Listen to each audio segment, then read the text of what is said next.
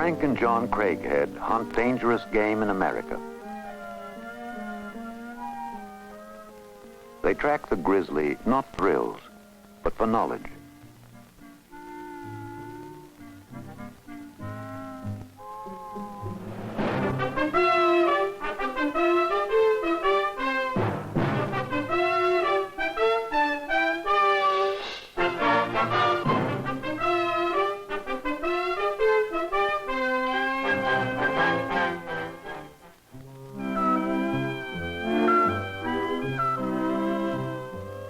It was not long ago, as the earth measures time, that all the air was clean and all the waters pure. Each living thing fit neatly into an exquisite order, a system in which death was part of life, and there was space and life for all.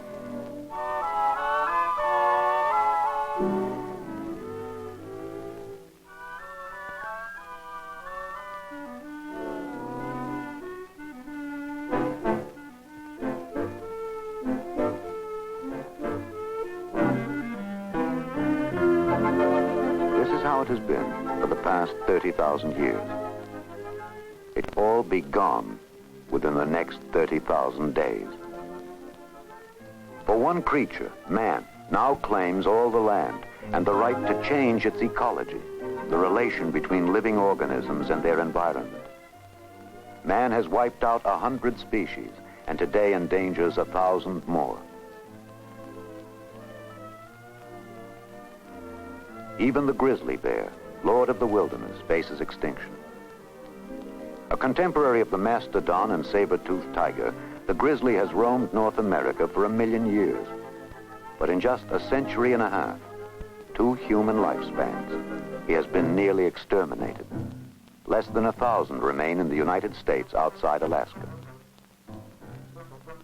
A formidable beast, the grizzly, as strong as an ox, fast as a horse, quick as a cat. No animal but man can challenge him. None but man can save him.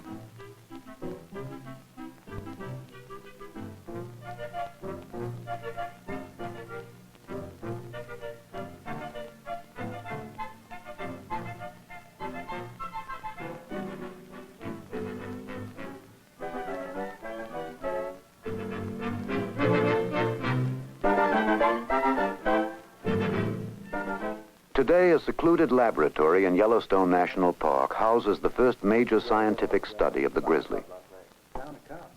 For more than 8 years, a research team led by Doctors Frank and John Craighead, using techniques and insights of modern science, has culled truth from legend in an effort to save the great bear. Did you check the stool too? Yeah, if you want me to. To capture a grizzly for intimate study, the researchers have baited a trap with meat and set the trigger that will release the trap door.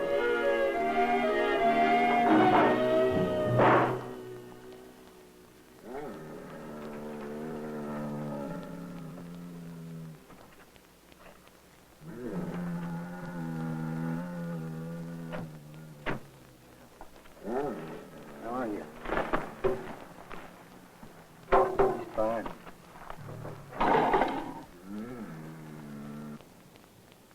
When the Craigheads began, there were no set dosages for drugging a grizzly. It had never been done before. Too heavy a dose could endanger the bear. Too little endangers the researchers.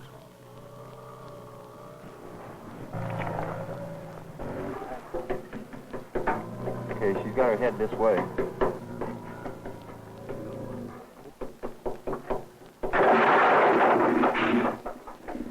Get it. The drug acts quickly, in about 5 minutes. Similar to curare, it relaxes the animal by blocking nerve transmission to the skeletal muscles. It is quickly eliminated and has no lasting effects.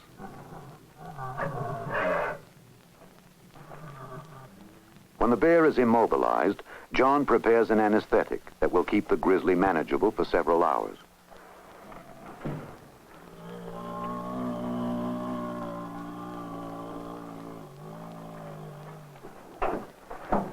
The student carefully records the dosage and the animal's reactions. She's ready. What's scatter name? Because so little is known about the grizzly, nearly everything they learn will be a first. Even such basic questions as how many grizzlies are there? How rapidly do they grow and mature? How long do they live? All right, now try it. 450. 25 for the net. 425. Wait. With scientific precision, they gather the vital statistics of a living, free population. Next 31. Nose to eye, 6.5. Hold her head up just a little bit there. Yeah. Make a hole first. Each bear gets a number and a brightly colored ear tag to make possible a census of the grizzly population and to enable the research team to keep track of individual bears. G62. Color-coded plastic markers allow positive identification at a distance. Over 200 grizzlies have been marked and observed from year to year.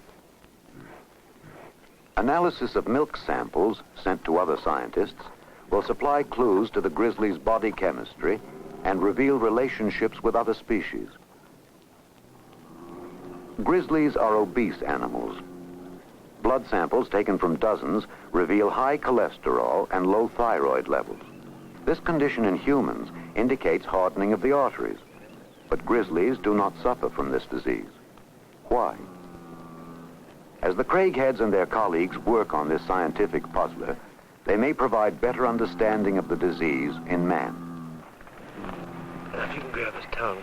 Although old grizzlies, like old people, tend to have bad teeth, the plaster cast has no connection with dental hygiene. It is instead a way to determine age by measuring tooth growth and wear. Right there. I'm holding her here. I think it's a good set, though. Yeah, it's already set. Feels.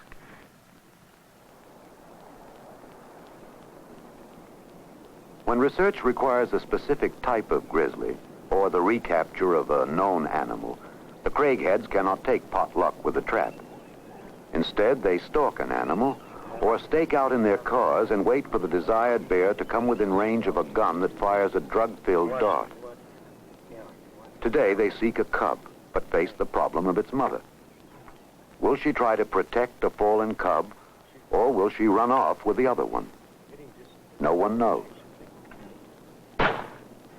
Yeah, going down.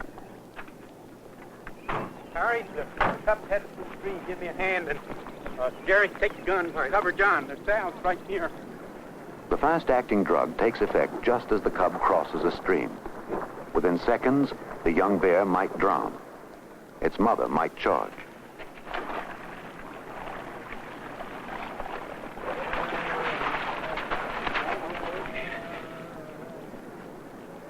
Although still within striking range, the female does not charge. Another example of unpredictable grizzly behavior. The cub is placed in a trap for safekeeping. Later, he will be weighed, measured, tagged, and returned to his mother. Another recognizable individual in the growing census of grizzlies. High-powered weapons are a precaution. The Craigheads have never had to use them.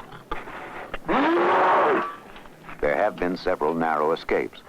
For each grizzly is a potential threat and may react to capture and drugging in unexpected ways. This is number 36.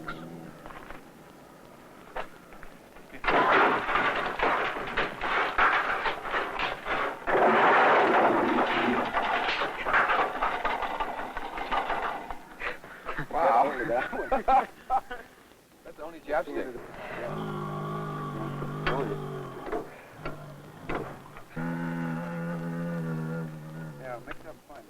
As work continues on number 36, John Craighead sees that the bear appears to be shaking off the effects of the drug. He must keep close watch on its breathing and eye movements for signs of premature recovery. Well, let's get a cast of the paw now. The team prepares to make a plaster cast of the grizzly's paw. Its size is another indication of age. Uncertain of how the bear is reacting to the drug, John wonders whether to risk another injection. Too much might be harmful. Concerned as much for the bear's safety as his own, John decides against another dose. The team will have to complete the work as quickly as possible. No one can predict what might happen when the powerful 500-pound male regains use of his limbs.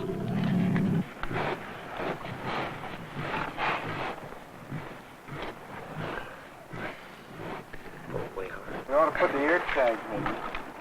Breathing faster. I'd better watch him now. Now the drug is quickly losing its effect. Number 36 will not hold still much longer, and John cancels other planned experiments. There is time only to complete the impression and perhaps place a tag in the grizzly's ear.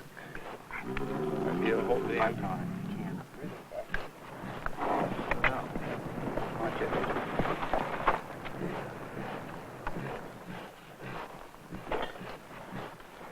We'll try tag. I don't know. We can try it, but Let's try it and see. let's get one in. You got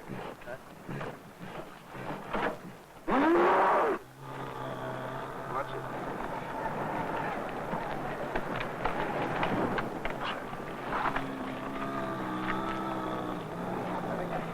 Watch it. You can.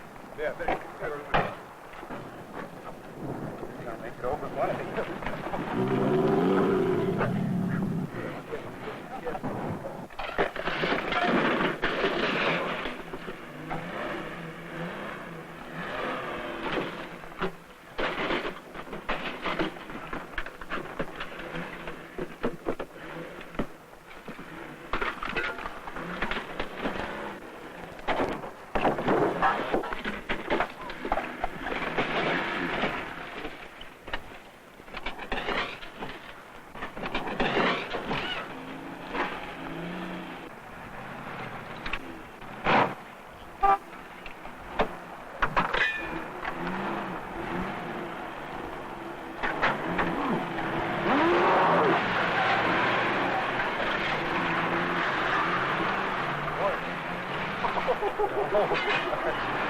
Wow, they're all right. He looks all right. Yeah, there. Look at it go.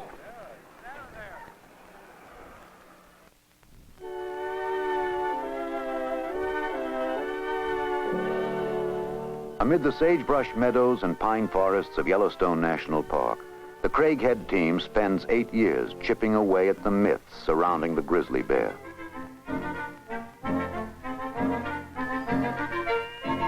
A lonely prowler in legend, the grizzly, in fact, is a social animal.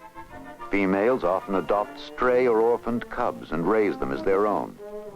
The male takes no part in raising young. The cubs are lovable, mischievous, playful, and always hungry.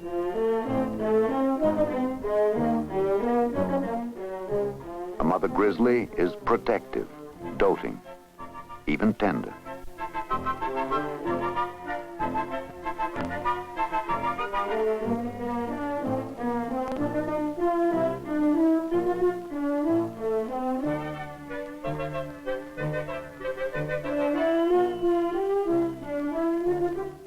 A litter may comprise 2 or 3 cubs. An only child is not uncommon. Quadruplets are rare. Toothless and hairless, the cubs weigh about 18 ounces at birth, but grow to 100 pounds or more in a year. Most females will nurse their young for a full year, some for 2. The female will not accept a mate until she has weaned her young.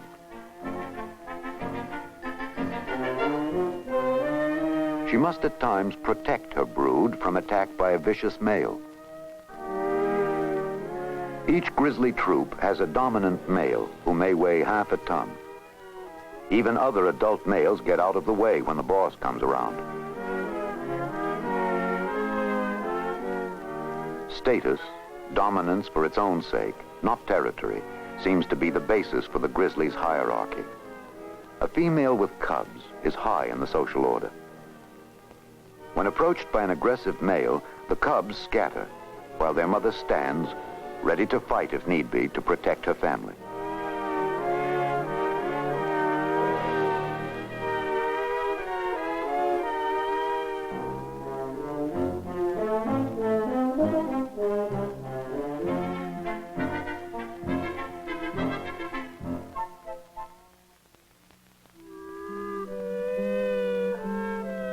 Doctors John and Frank Craighead find the early years of their unprecedented study of the grizzly both fruitful and frustrating. Although they have collected valuable biological data, their observations of behavior have been limited to chance encounters and distant views through high-powered lenses. How, they ask, can we consistently locate, follow, and get close to a free-roaming grizzly, a fierce, unpredictable animal that is most active at night and sleeps much of the day in dense, timbered retreats? Their answer is electronics. We could use a transmitter similar to this one here, and it would have the transmitter attached to the collar, to the brass strap collar. Now, several layers of fiberglass, vinyls, and resins will make the device waterproof, shockproof, and, they hope, bear-proof. Let's check the on-off period. The first to be instrumented, Grizzly number 40, will become a Craighead favorite, one of the few they have named. Good fit. They call her Marion. Pretty good. Yeah, that's just right. Each collar is brightly and individually colored for easy identification. Portable tracking receivers convert the radio signals into audible beeps. Per minute. Each bear is clearly identified by the number of beeps per minute. Signals from the 2-ounce transmitter can be picked up 20 miles away. Radio signals from instrumented free-roaming grizzlies flow into the antenna atop the Craighead's Yellowstone lab. Skillful interpretation of the split-second pulses reveals the bear's location and movements. The accumulating data give the brothers new insight and perspectives. Before radio tracking, they felt they were observing the grizzlies through a keyhole. Now they have a wide-screen panoramic view. For the first time, man learns precisely how much land a grizzly needs. The average for a single bear in Yellowstone, 20 square miles. Season after season, Frank and John Craighead tracked number 40, Marion, and other radio-equipped grizzlies, trying to learn the secrets of the bear's deep winter sleep. It is not hibernation, which is like a coma accompanied by a sharp drop in body temperature. Bears do not hibernate. In late summer and early fall, the grizzly digs his den, often miles away from his normal summer range. Then he returns to his summer haunts until some mysterious biological mechanism tells him it is time to go to sleep for half a year. When the first snow falls and temperature drops, the bears go to their dens, but do not remain inside. The storm has triggered an urge to den, but should the air warm and snow melt, they come out. They will not begin their long sleep until the big snowstorm that freezes Yellowstone for the winter.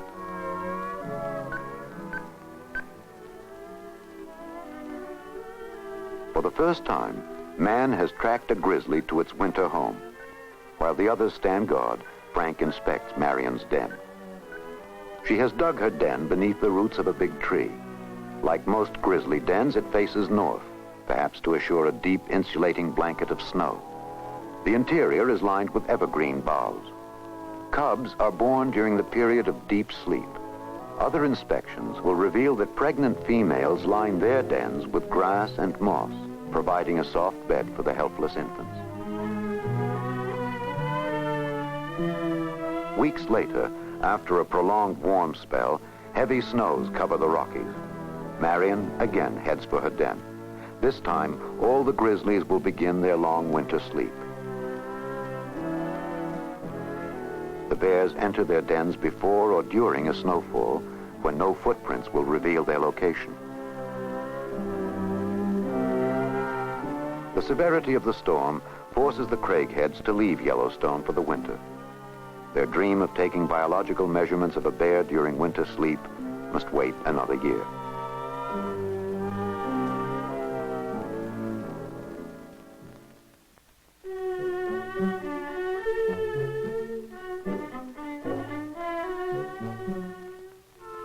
To those who ask, why bother? What good is a grizzly anyway? The Craigheads recall the same question being asked of John's daughter Karen when she was 12. We want to save the grizzly, she said, Because when he's gone forever. And we can't make another one.